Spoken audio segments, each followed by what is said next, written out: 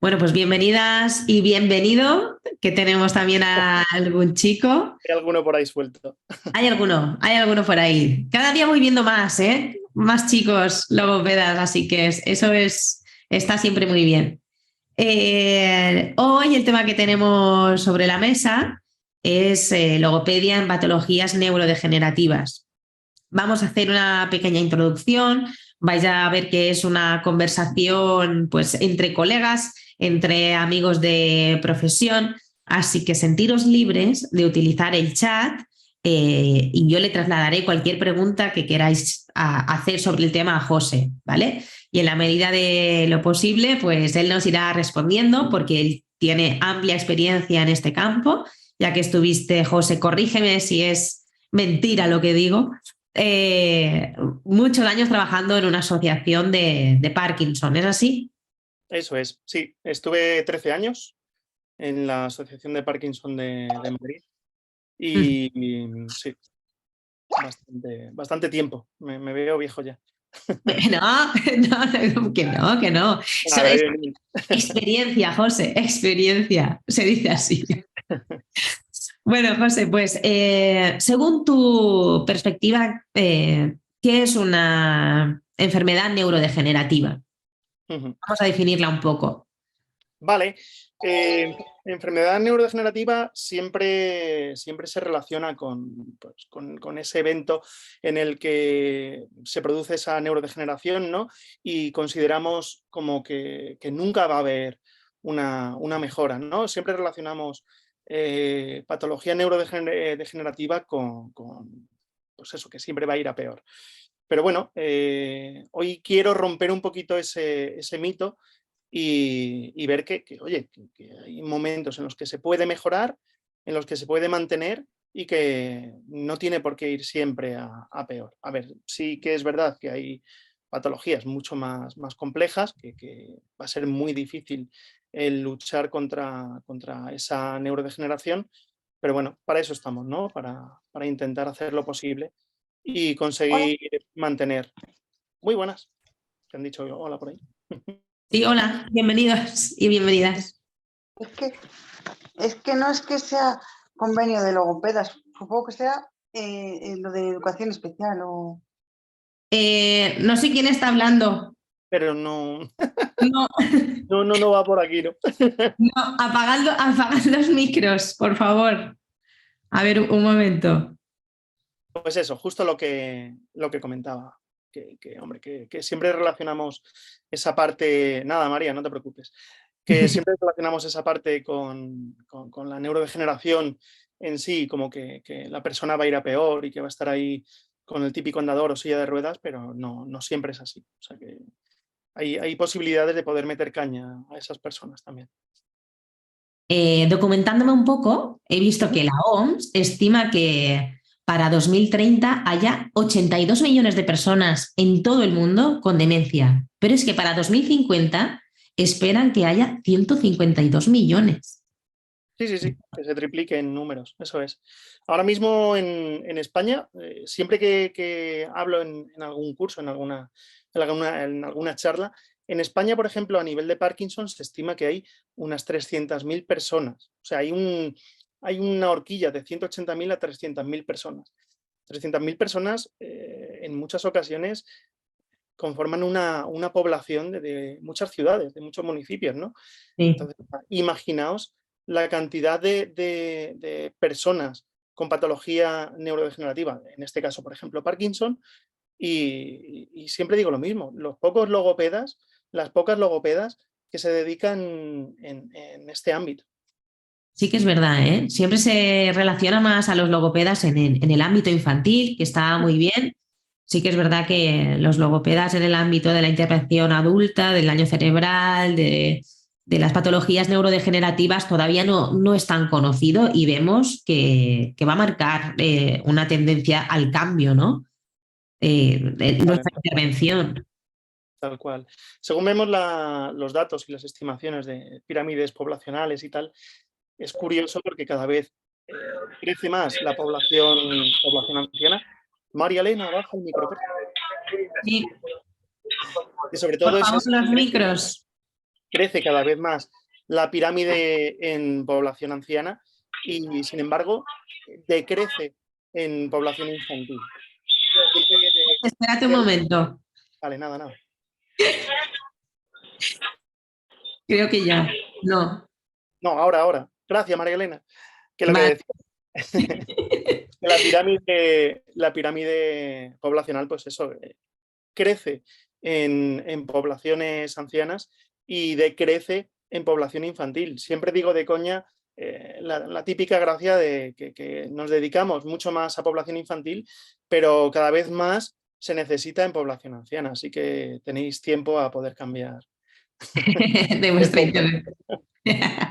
José, y ahora esta pregunta te la han hecho alguna vez, pero ¿no te frustras al ver que no avanzan? ¿No es un trabajo poco remunerado emocionalmente? Alguna vez igual, alguna vez lo he dicho, digo, debo ser el peor logopeda del mundo que en 13 años no di un alta, ¿no? Digo, estuve ahí en la asociación de Parkinson y siempre estaban ahí, pero es un trabajo bonito. Al final, cuando estás, por ejemplo, en una asociación y estás ahí día a día con esas personas, al final siempre ellos te ven como familia porque pasas más tiempo con ellos, que yo siempre digo lo mismo. Veo más a algunos pacientes que a mis padres. ¿Sabes? Mis padres viven en León y les veo pues una vez al mes, pero en este caso estoy más tiempo con los pacientes. Y, hombre, se ve avance, se ve pues, trabajo que conlleva y, a ver, frustra sobre todo cuando ves que por mucho que hagas, no se ven avances y tal, pero hombre, hay grandes casos, ¿no? que nos lleva a pensar que podemos hacer un trabajo muy bonito y mejorar esa calidad de vida. O sea, cuando mejoramos la calidad de vida de una persona, yo me siento satisfecho. Tenemos una aportación que nos hace Ruth. Nos dice, muchas veces la gente piensa que con las personas con neurodegenerativas o DCA de años no podemos hacer nada. Y sí, ayudamos mucho en su calidad de vida. Tal cual, tal cual. Eso Gracias. es. Y Por también favor. reforzando la idea de Ruth, yo también pienso que además mantenemos muchísimo. O sea, yo tengo casos que pues la degeneración, sin un buen entorno, sin un buen tratamiento, puede degenerar muchísimo más rápido y realmente estamos ahí consiguiendo que eso se mantenga súper. Yo siempre pongo el ejemplo, tiro mucho de metáforas, ¿no?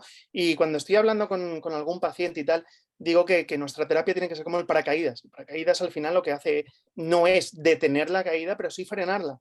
Y en muchos casos, pensemos en ráfagas de viento que te tiren para arriba. O sea, cuando hablo de terapias intensivas en patología neurodegenerativa, hay mucha gente que dice, ¡hala! Pero ¿cómo le vas a meter en una intensidad? La intensidad se puede meter de 1000 maneras y se puede trabajar de 1000 maneras.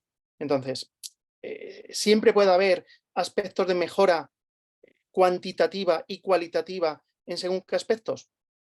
Ya os digo que sí, pero claro, luchamos contra el reloj, o sea, luchamos contra unas patologías que siempre vamos a ir luchando contra algo que nos va a ir ganando en el tiempo. Pero bueno, dar tiempo a una persona ya es mucho. Sí, la verdad que sí. José, vamos a ir viendo algunas de estas patologías. ¿Cuáles son las, no sé si te lo sabes o no, pero porque esto va cambiando, ¿eh? Va cambiando. No, no es de trivial, pero como la prevalencia va cambiando, no sé si sabes en qué orden están posicionadas las principales enfermedades degenerativas. A ver, a nivel de, por ejemplo, la enfermedad de Alzheimer, ¿no? Que se estima en España unas 800.000 personas, sería la más grande a nivel de población de incidencia en España. 800.000 personas se dice pronto, pero es un número considerable, ¿no? Luego están dentro de... Diagnosticadas, ¿no? Diagnosticadas, o ahí también está un rango sin diagnosticar. Ahí están lo que es enfermedad de Alzheimer como tal, pero luego tendríamos que tener en cuenta también otras demencias, que dentro de las demencias también hay un número bastante grande, ¿vale? Entonces, estamos hablando ya de entre enfermedad de Alzheimer más otras demencias de una horquilla de más de 1 millón de personas, que se dice pronto. Luego estarían pues, todas las enfermedades que tengan que ver con ganglios basales y ahí incluimos, entre otras, la enfermedad de Parkinson, la enfermedad de Huntington y luego todas las que tengan que ver con ataxias a nivel cerebeloso, también tendrían una horquilla bastante grande, ¿vale? Estaríamos hablando ahí de unas 300.000, como os decía antes, de Parkinson. Y luego las ataxias, como es al final es perdonadme la expresión, es un cajón desastre, se va metiendo ahí todas las ataxias, que hay 200.000 diferentes. Hay ataxias espinocerebelosas, SCA1, SCA2, SCA3, hasta 50 y pico ataxias espinocerebelosas que se incluyen ahí también. Dentro de la enfermedad de Parkinson, ya os digo, una horquilla entre 150, 180.000 y 300.000, según datos, lo que se estime. Pero, sobre todo, que siempre digo lo mismo, cabría analizar aquellas personas que no han sido diagnosticadas y que tienen esas enfermedades. Porque hay muchas que no tienen un diagnóstico claro o que no tienen un diagnóstico porque no han ido a un especialista. Ruth, has levantado la mano. Sí. Di. Hola, José. ¿Qué tal, gallega? Bueno, no sé si es por el acento, porque te acuerdas de mí. Te conozco, estuve contigo. Bueno, primero, muchas gracias, ¿vale? Por hacer cosas de estas, porque bueno, siempre las necesitamos. Esto es algo que siempre, bueno, yo trabajé, bueno, José lo sabe, para el resto yo trabajé muchos años en una asociación de daño cerebral adquirido, ahora mismo no estoy trabajando, ¿vale? Sorpresa. Y siempre nos encontramos con la duda de si clasificar dentro del daño cerebral adquirido las enfermedades neurodegenerativas. ¿Por qué te comento esto? Porque, por ejemplo, había el caso de un señor con un síndrome, bueno, con un síndrome parkinsoniano. No sé si lo digo bien, porque de esto ya las palabras, bueno, a veces se confunden y tal, pero bueno. Y se estaba luchando porque no le daban ningún tipo de ayuda ni ningún tipo de, bueno, pues de certificado de discapacidad y toda esta historia, porque no lo consideraban como daño cerebral adquirido. Y por eso, por ejemplo, no podía estar en el centro de día. ¿Tú qué opinas de eso? ¿O qué se opina de eso? Pues mira, al final lo que me estoy encontrando ahora, por ejemplo, es mucha patología de daño cerebral por ictus repetitivos en ganglios basales, que no deja de ser una enfermedad de Parkinson, porque cuando se produce ese daño en áreas muy concretas, al final generamos un parkinsonismo secundario, un parkinsonismo vascular en este caso. Como bien dices, esas patologías también conllevan una neurodegeneración, porque están afectando a un área concreta, que por ejemplo en este caso sería la generadora de dopamina, que se está viendo afectada por una lesión. Entonces, que no se incluya como patología neurodegenerativa un daño cerebral, en algunos casos me parece fuerte, sangrante, y pues eso, que necesitan una ayuda que no reciben. Pero sí, tal cual. Y ya por no hablar de todas aquellas demencias, demencias vasculares, que ya os digo que hay un número bastante importante. Sí. Vale, Jorge, vamos. gracias. Ay, Jorge. Te he llamado yo Jorge ahora. José. Bueno, me han llamado de todo. José, vamos a ir desgranando un poco una a una, ¿vale? Vamos a empezar con el Alzheimer. ¿Cómo da la cara el Alzheimer? Pues mira, os pongo un ejemplo que estoy viendo a día de hoy en una persona bastante joven, o sea, con 55 años. Lo que me estoy encontrando ahora mismo es en la típica sensación de esta mujer que dice, es que estoy con ese punto anómico, ¿no? Es que sé lo que quiero decirte, sé perfectamente qué quiero expresar, pero por miedo, porque no me sale y porque me voy a quedar a medias, no participo en conversaciones.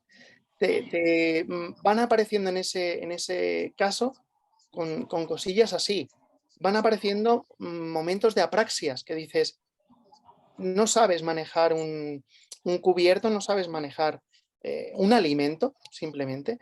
El darle una mandarina y decirle que eso también trabajamos mano a mano con los TEOs, ¿no? Con los terapeutas ocupacionales, pero que estás viendo que hay esa degeneración a nivel de cognición y a nivel de uso, de planificación, de ejecución de esas funciones ejecutivas que aparecen de esa manera, aparecen a través del lenguaje, aparecen a través de, lo que os digo, funciones ejecutivas, aparte de planificación motora en cuanto a praxias,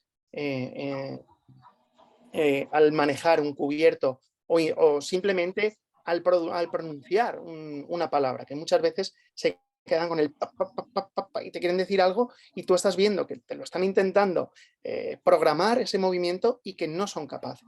Entonces, por ejemplo, nos podemos encontrar en esos casos, sobre todo en estadios iniciales. A medida que va avanzando la enfermedad, pues lógicamente ese deterioro va mucho más avanzado y va peor, lógicamente. Lo determina al final el diagnóstico, una prueba de imagen, ¿no? A través del neurólogo.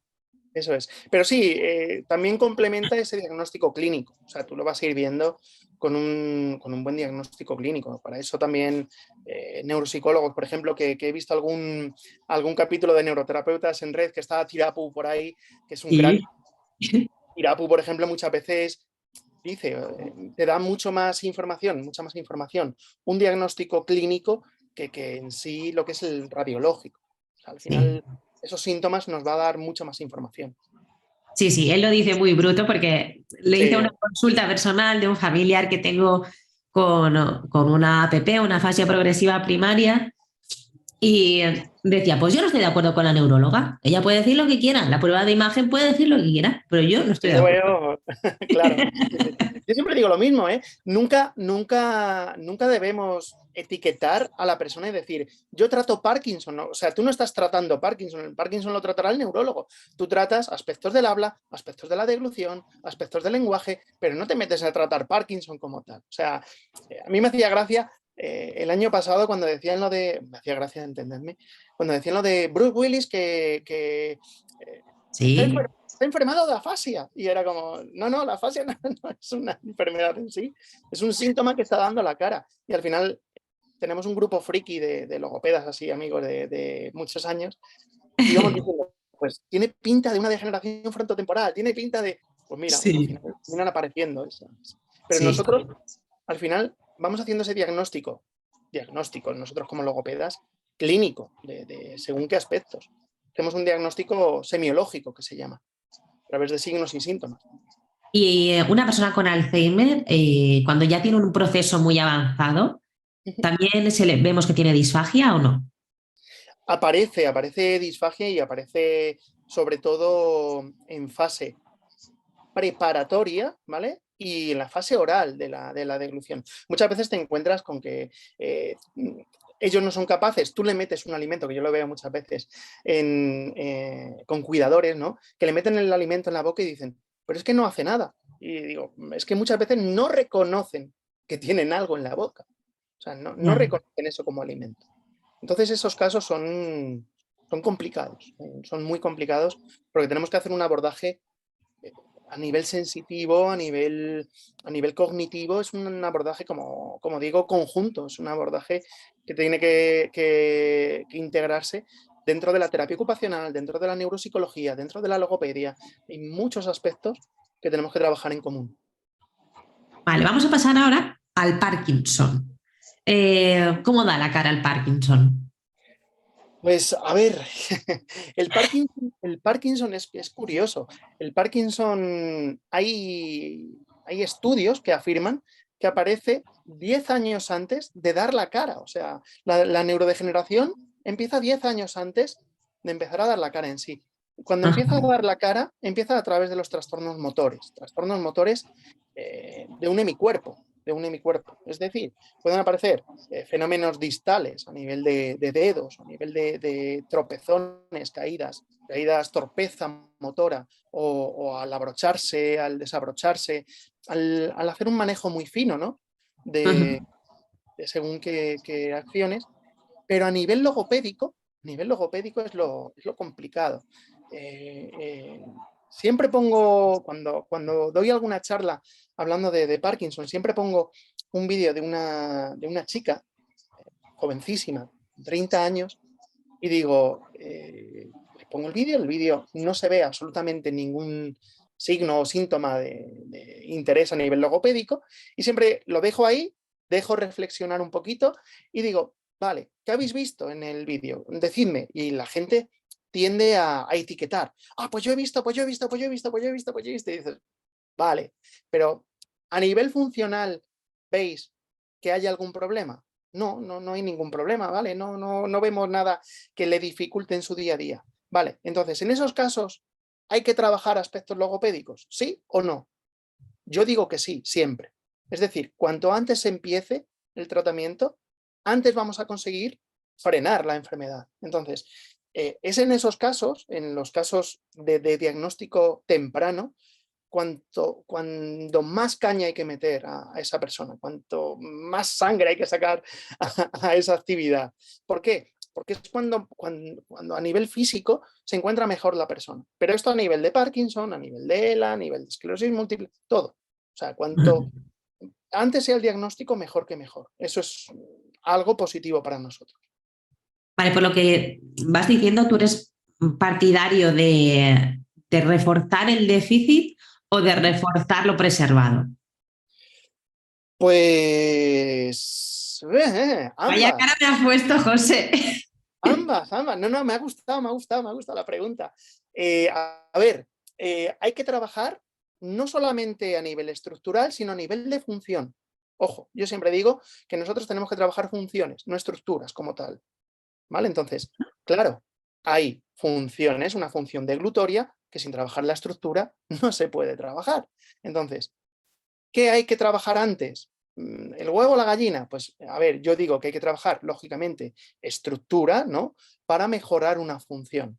Porque si no trabajamos directamente una función, si trabajar la estructura, trabajamos función deglutoria y no estamos trabajando una rigidez por una enfermedad de Parkinson, en este caso que estamos hablando de Parkinson, y nos ponemos ahí a darle de comer y dices, no, es que este hombre la masticación es horrible. Ya, pero si no has trabajado antes la estructura, pues difícilmente vamos a mejorar la función. Entonces, ¿qué es mejor? ¿Trabajar déficit o trabajar? Pues eso, según los casos.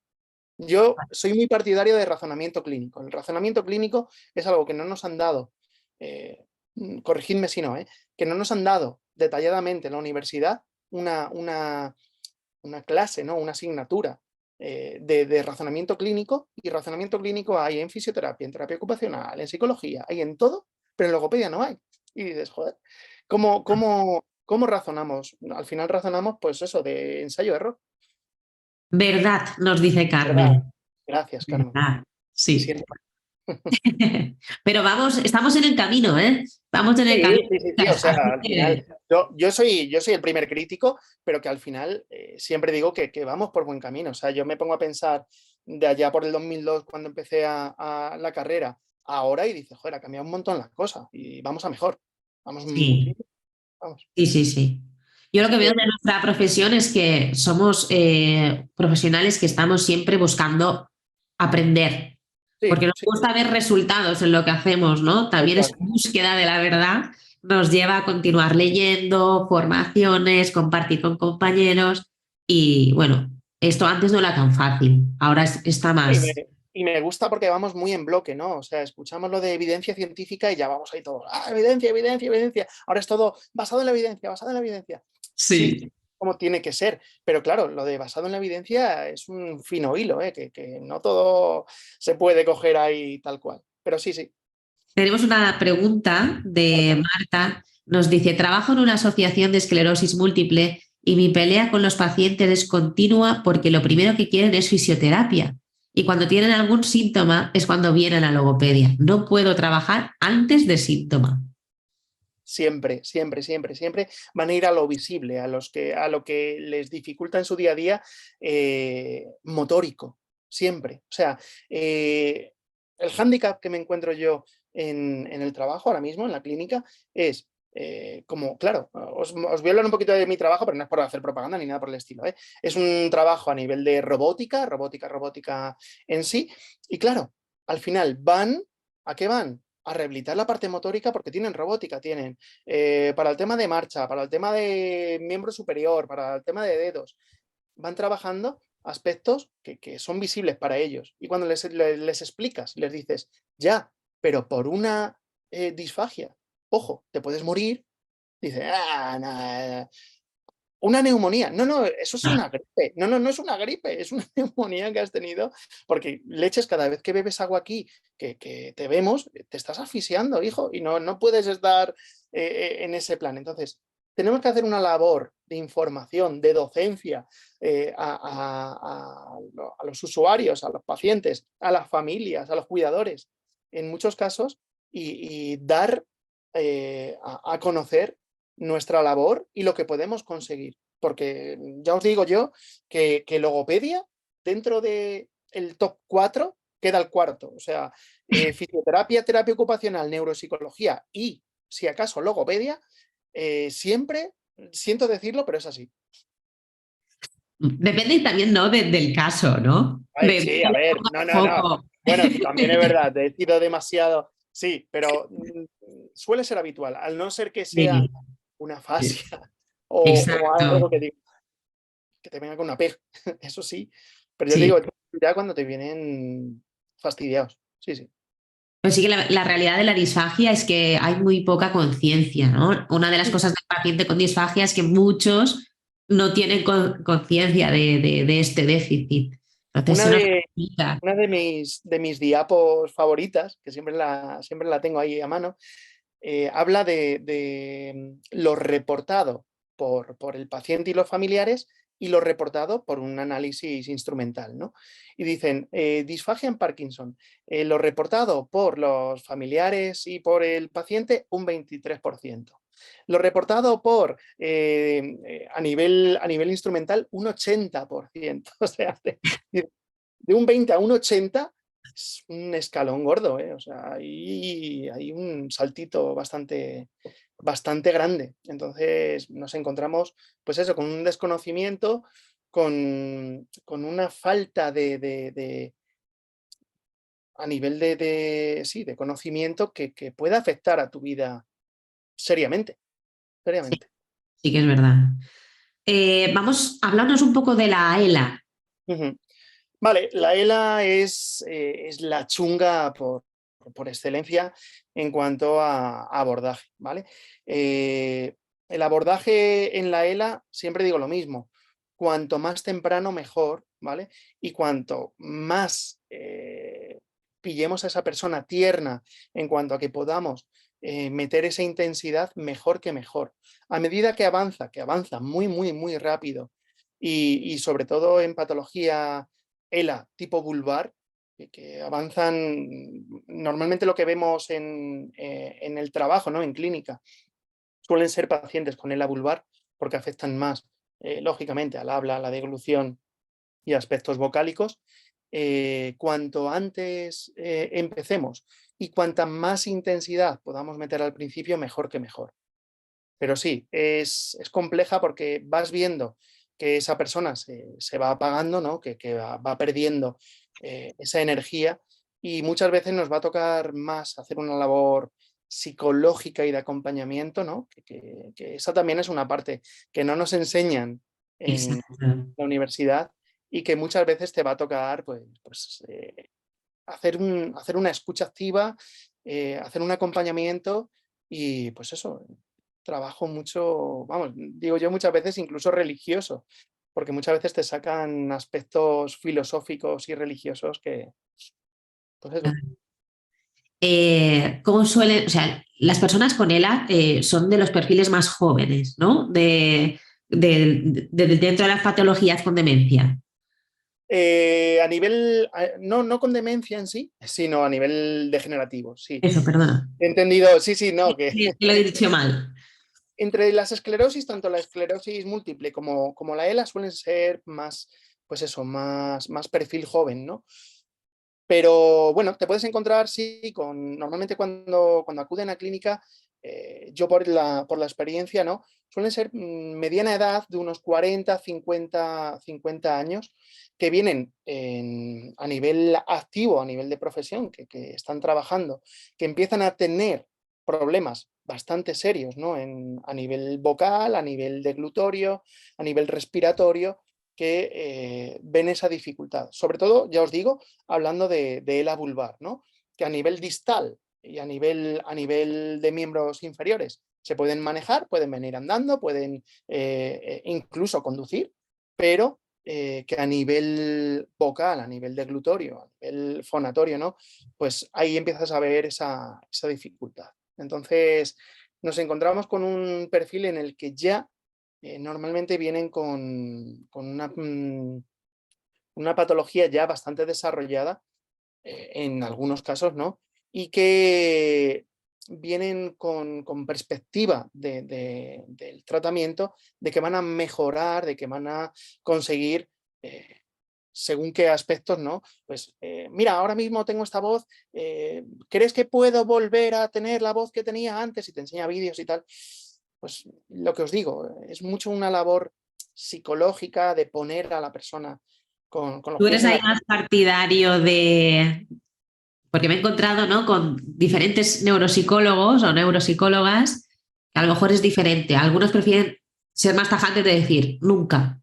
O sea, yo me acuerdo que en el máster decían nunca va a volver lo que era. Y otras personas que, otros neuropsicólogos que plantean más el, bueno, ya veremos, no sabemos cómo va a avanzar la ciencia, a Claro, ver.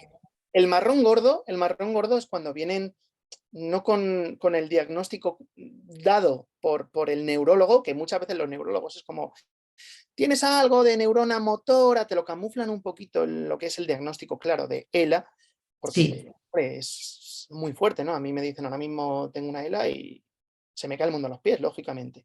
Entonces, al principio es como que cuesta un poquito el quitar ese velo, ¿no? Esa perspectiva y darle esa visión real y tajante, porque necesitas también esa parte de motivación por parte de la persona. Yo soy partidario, que esto no está tal cual, de sí.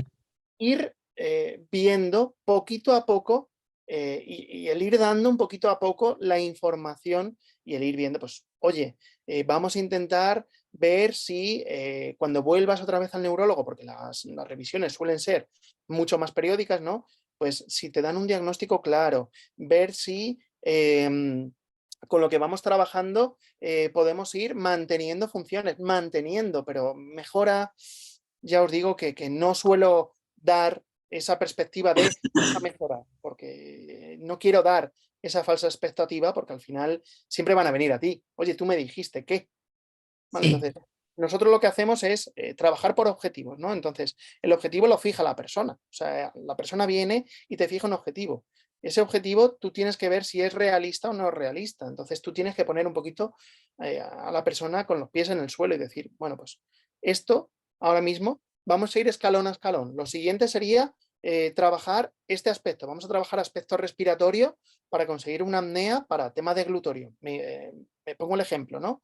Entonces, el trabajar ese aspecto respiratorio puede mejorar, como bien hablábamos antes, de ese déficit de esa función. Pues a lo mejor si trabajamos ese aspecto respiratorio y vemos que esa persona tiene un mejor manejo de la apnea durante la deglución, pues oye, pues algo es algo. Pero que le vayamos a decir a esa persona, vas a acabar con una PEG, vas a acabar con un comunicador, yo eso desde luego tacto lija no lo tengo. O sea, No, ya, jolín. Así no, pero tampoco. me refiero que muchas veces te puedes encontrar con esos casos, sí, te puedes encontrar con gente que prefiere ser tajante, ojo, que muy respetable. Ya. José, cuando te llegan a ti, ¿hay alguna vez en la que se te encoge el corazón con algún diagnóstico de Sí, sí, decir, ostras, qué putada?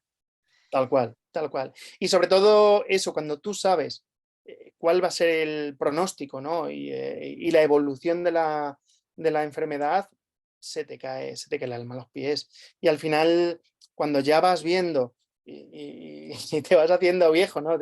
Vas experimentándote dentro de la logopedia y vas viendo, pues que son casos similares a, te pones a pensar y dices, joder, este caso me recuerda mogollón a la persona que tuve tal, y dices, siempre tiendes a hacer esa comparativa con un diagnóstico que tuviste previo. Entonces, el ver que esa persona va a ir evolucionando a peor, pues lógicamente uno no es de piedra, ¿no? Y conlleva pues muchas veces ese momento de llevarte muchas veces la mochila cargada de lágrimas, ¿no? Porque al final tienes que ser duro en clínica, pero después de la clínica muchas veces dices, joder, vaya día de mierda he tenido hoy, ¿no? Que Sí. seguramente lo hayáis tenido la gran Y mayoría. supongo que habrás vivido de cerca alguna muerte. Sí, sí, sí, sí. Sobre todo al principio, ¿no? Esto sí que no está nada preparado ningún terapeuta, ¿no? Siempre, pues,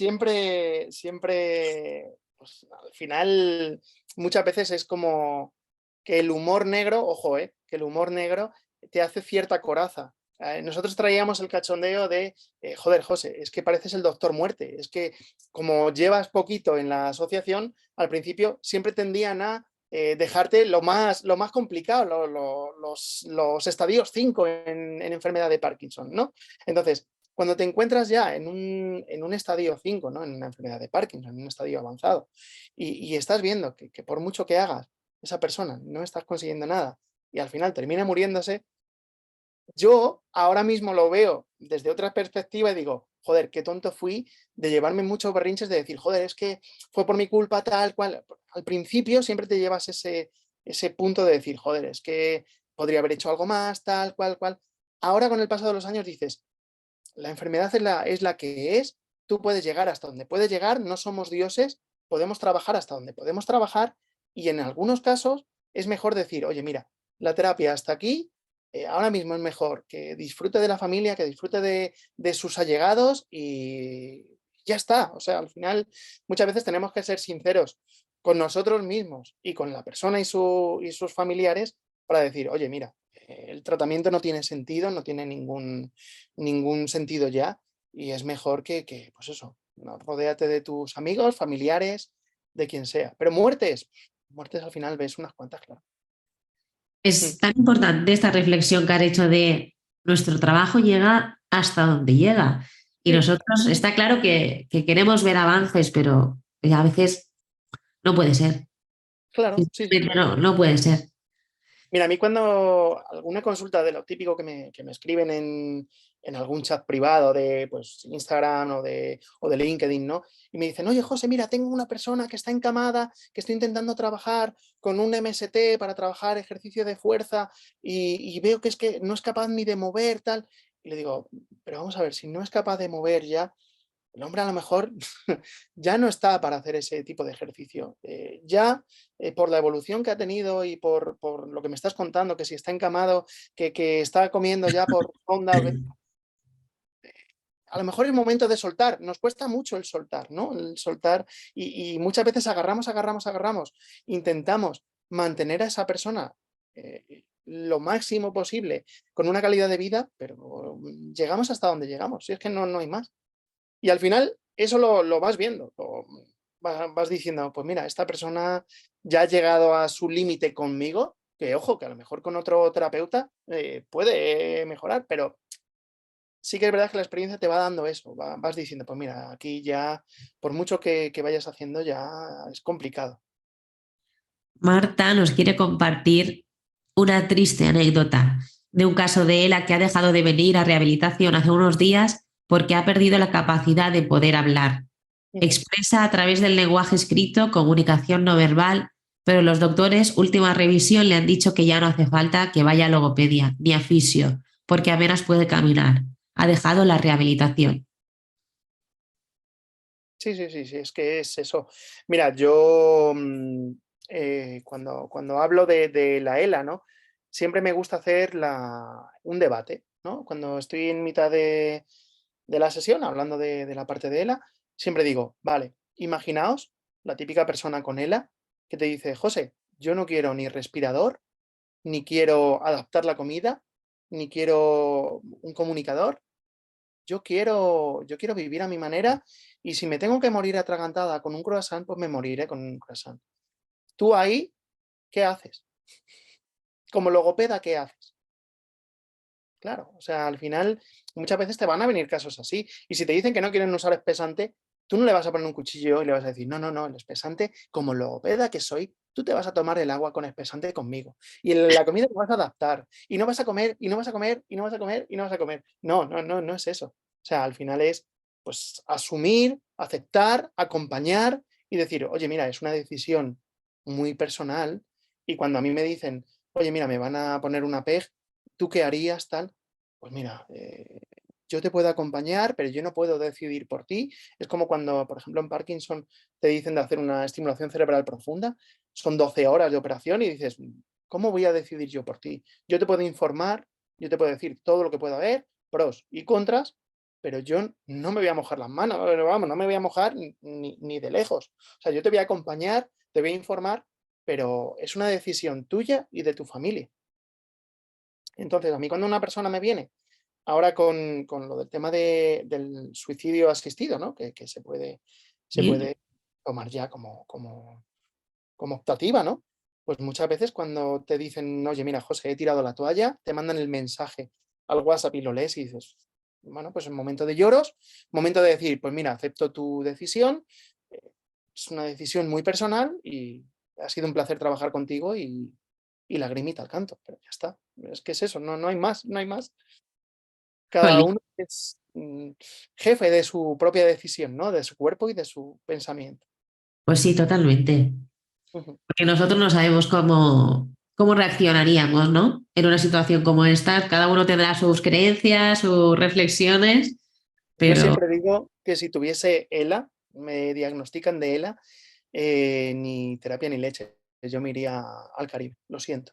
Soy logopeda, ¿eh? Pero vamos, me llevo a mi familia y estoy en el Caribe. Y cojo pautas y las hago desde la playa. Pero estoy viviendo la vida. Es que al ya. final cada persona es un mundo. Ruth nos dice que menos mal que ahora podemos decidir. Pues Tal sí, cual, pues sí. tal cual. Y que no es delito, porque muchas veces nos hemos encontrado con una asistencia y que luego al final el familiar o cuidador se ha metido en problemas. Que ya Ya. gracias a Dios, por lo menos ya hay esa libertad, ¿no? Pero José, bueno, que vamos avanzando.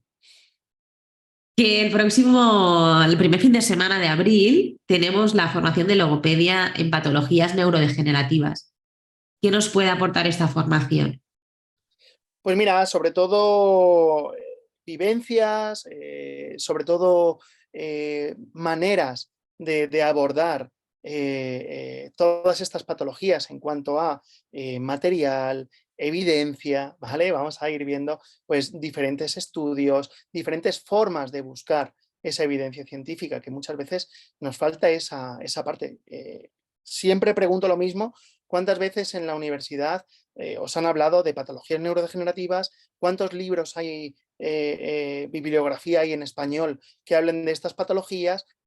Nos falta muchas veces material, información pues eso, lo que quiero es daros llaves, ¿no? Daros diferentes visiones, abordajes y material e intervenciones que existen para según qué patología. A ver, ya os voy diciendo que no hay una intervención gold estándar para una enfermedad de Parkinson. O sea, hay tantas intervenciones como personas hay. O sea, por eso digo que la parte de razonamiento clínico es muy, muy, muy necesaria y la parte de fijar objetivos con la persona es muy necesaria. O sea, no podemos hacer un tratamiento colectivo como tal, a no ser, claro, lógicamente, cuando trabajamos en una asociación que estamos trabajando en terapia grupal en muchos casos, ¿no? Pero tenemos que ir buscando pues esa mejora colectiva en esos casos, pero lo suyo es pues un abordaje lo más centrado en esa persona y fijado en esos objetivos. Entonces, bueno, pues eso, conocer diferentes herramientas, diferentes abordajes, trabajo combinado, conjunto con otros especialistas, ¿no? Y pues saber interpretar informes, saber interpretar pues esa parte farmacológica que muchas veces No nos digo, faltará bien. nos falta también. Estoy sacando todo lo que nos falta, pero es verdad que necesitamos también, pues eso, que saber que si la dopamina, la levodopa, ¿no? Puede beneficiar el tratamiento a nivel logopédico, pues bienvenido sea. El otro día compartí un estudio que hablaba de la levodopa en motricidad orofacial. Pues imaginaos. O sea, que cómo una persona en on, ¿no? de la enfermedad puede mejorar con esa medicación aspectos de la motricidad orofacial. Si trabajamos en un off de la enfermedad, pues en esos casos de poco va a servir. Perfecto, José. ¿Alguna bibliografía que nos pueda recomendar? ¿Algún libro? Nos preguntan por el chat. O, A ver, yo siempre soy partidario de bibliografía internacional, porque es lo que más hay y lo más actualizado, pero hombre, en España tenemos libros, tenemos guías de intervención, por ejemplo, una guía de intervención en enfermedad de Parkinson, escrita por una compi mía de la asociación Almudena Zurita, pero igual, tiene más de 15 años esa guía. Necesita una actualización. Os puedo recomendar una guía de intervención en disartrias, escrita por Natalia Melle, que es estupendísima, pero que igual, que necesita también una revisión. Os puedo recomendar de motricidad orofacial, escrita por Mónica Bartuigi, pero igual, también necesita... A nivel internacional, os puedo decir cosas mucho más actualizadas. Joseph Duffy, os lo voy a escribir en el chat para que lo tengáis ahí a mano. Duffy, Motor Speech Disorders, perdonadme por mi inglés. vaya inglés, José, muy bien. Pero sí, si me del mío. No os penséis que... A ver, yo tiro de translate en los papers, o sea, ya os digo. Pero sobre todo, lo que os diría que más que bibliografía, más que libros, tiremos de papers. O sea, tenemos un PubMed que nos da... yo estoy ahora mismo lo que voy compartiendo en redes es del 2023, o sea, de antes de ayer. Ajá, sí. Al final lo que necesitamos es ver revisiones sistemáticas, que sería como en la pirámide, ¿no? A nivel de evidencia científica, lo más alto, pues todas esas revisiones sistemáticas y todos esos mapas de evidencia, aprovecharnos, que es gratuito, o sea que tenemos en muchos acceso abierto y podemos tirar de eso. No os preocupéis por el inglés, porque al final el inglés tenemos herramientas ya que nos traducen, no, a lo mejor no al 100%, pero sí que nos podemos hacer una idea. Y en muchos casos yo me he encontrado patologías muy extrañas que digo, no he tratado en mi vida, pero que me he empapado, me ha tocado estudiarme un mogollón de papers y decir, vale, pues con esto ya puedo hacerme una idea y me viene incluso pues, la dosificación, qué herramientas utilizar, cuánto trabajarlo a lo largo de una semana. Ya hay estudios que te dicen cómo trabajarlo, con qué trabajarlo. Hombre, si tenemos eso, pues bienvenido sea. Perfecto, José. Pues muchísimas gracias a ti por todo lo que nos has aportado, que ha sido muchísimo en estos